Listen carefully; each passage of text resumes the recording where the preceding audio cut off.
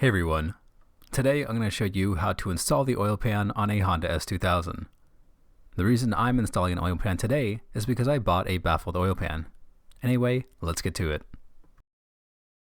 The first thing you want to do is prepare the engine block and the oil pan for the installation of the gasket maker. Remove any old gasket material from the block or the oil pan that you're going to install by using a razor blade. Follow this up by wiping down the engine block and oil pan mating surface with a degreaser. I'm using some Household Simple Green. Once the engine block and oil pan are clean, you're going to want to lay down some gasket maker onto the oil pan. The shop manual will call for a Honda bond, but Permatex Ultra Gray should be suitable as well. Regardless of which gasket maker you choose, what you'll want to do is lay down a thin bead of gasket maker along the inside edge of the oil pan. Using too much gasket maker is a good way to blow your engine, so use as little gasket maker as possible. Squeezing the tube of gasket maker is surprisingly tough, so don't be surprised if your hands and forearms are burning by the time that you're finished.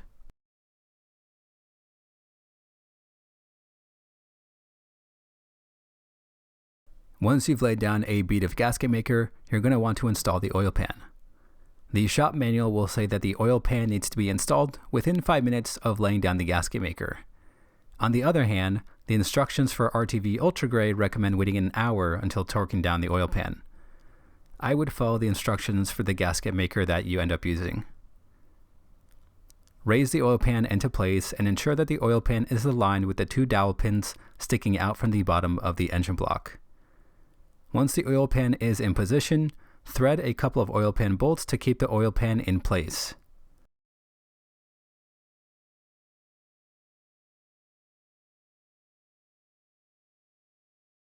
Continue to thread the rest of the oil pan bolts.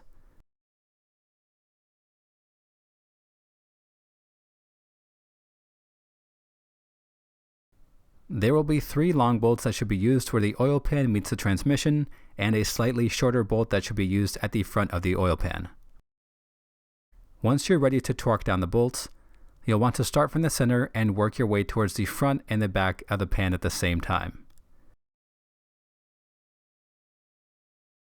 Torque the bolts to 8.7 foot-pounds.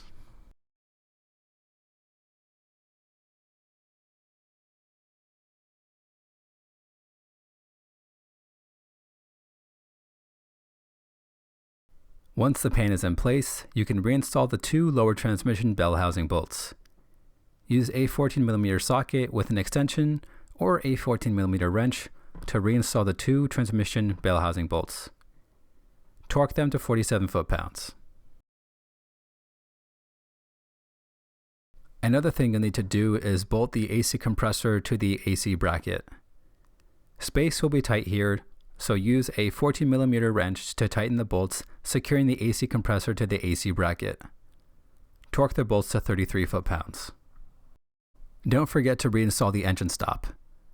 Place 1 tab of the engine stop on the side of the mount, and then stretch the engine stop until you can fit the other tab onto the subframe. One of the last things that you'll have to install is the front engine mount brace.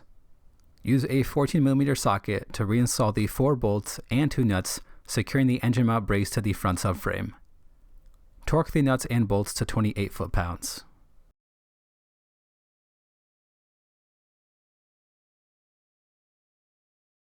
Now you should be ready to refill your engine with new motor oil. Given that you've dropped the pan, you'll probably need to add close to 6 quarts of oil to the engine in order to fully refill it. The last thing to do is to get the car off jack stands and lower it back down to the ground. Depending on which gasket maker you used, you may want to refrain from driving the car for up to 24 hours in order to let the gasket maker properly cure. If you found this video helpful, make sure to hit the subscribe button and leave a comment down below for any DIY you'd like to see in the future.